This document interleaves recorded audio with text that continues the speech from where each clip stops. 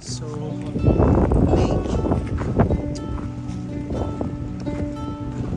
Asa na ito nag-aso? Nag-aso ang ito kaniya. Dito araw nag-aso. Sand. So, mao ni lake ning inyong nakita, which is ang tubig kay baro siya na hot spring. Imagine ako ba, like for example sa ato sa Pilipinas, mga hot spring na tubig usually nakapalibot sa Rotorua City. So nindot kaayo ang color po sa tubig. Mao na nga akong gustong i-try kung unsa bagid ka init kaya ra ba gyud. So okay ra kay siya. Nindot ra kay gyud kaliguan. So imagine ako siya ba murag ang iyang color sa tubig para sa Aliwagwag Falls. But din init lang gid ang tubig. Dako nga portion jud ang nakapalibot nga mga tubig is hot spring. Wala gyud bugnaw diri nga tubig. Yeah, ako na lang pumi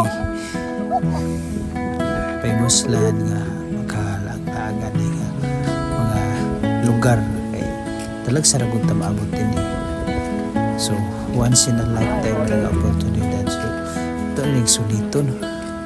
So, karon adto ta sa nata sa park which is alang gihapon sa Rotorua. Makita nato din ang mas daghan pagid daw nga mga kaning nagbukal-bukal. Itawag nila mad I don't know. Nalimot ko. Basta lapok siya. Lapok nga nagbukal. So, dara dire nindot kay bro, ma-amaze po ko ba? Tingala curious kay ko nga. Wa man namatay ang mga tanong. Perti man ang mga tambok nga ang tubig din di man bugnaw. So, adaptable ra pud siya siguro sa environment. Di man po kay init gid ang tubig. Pero relaxing kay maligo ka. Hot pool. Hindi na ka o ganing init pa nga tubig or shower, hot shower. O narao, nakita ninyo kana nag-aso-aso murag kaingon mo ba nga na gisugan nga sagbot pero dili na awan ninyo tubig nagbukal tawag nila og mud pool ba to ambot lang yun narao nagbukal-bukal ang follow so kaning area ata diri kay bro ay mga volcano ba daghan mga volcano diri ambot lang kung active pa pud pa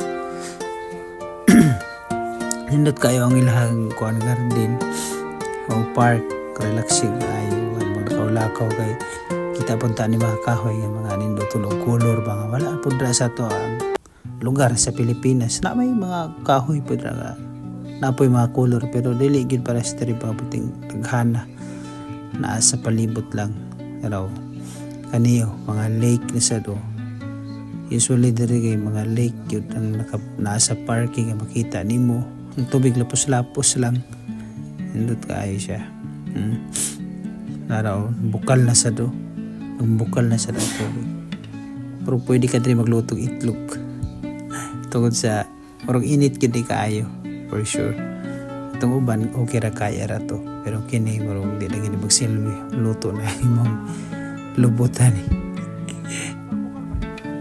nice kayo so kung kauban si mama kapoy na ko ni sisig lakaw-lakaw pero tungod kay nainggan niyo man pod lagi sa nindot mo talan-awon uban pod ay namo si Jason ug si Mariel ug ilahang new baby si Sela naay mga kuandre ba kaning sa ato ba tawag sa mo sa Manday kay palang man ni ambot sa Bisaya limot ko naagihapon diri sa New Zealand naraw nagbukal-bukal ang tubig nya naraw diri sa around sa park ragit ni siya ndot kayo kahoy nila ba yellow na ni siya pero hang full yellow na nakalindot diri sa New Zealand ba kay kuan ang ilahang mga yanan kay kahoy ra nang gamit ba na mo long la siya pila ka tuig mo siguro dugay-dugay gid mga nasa 30 to 40 years di gid siya malata ambot siya nakalahian nilang kahoy diri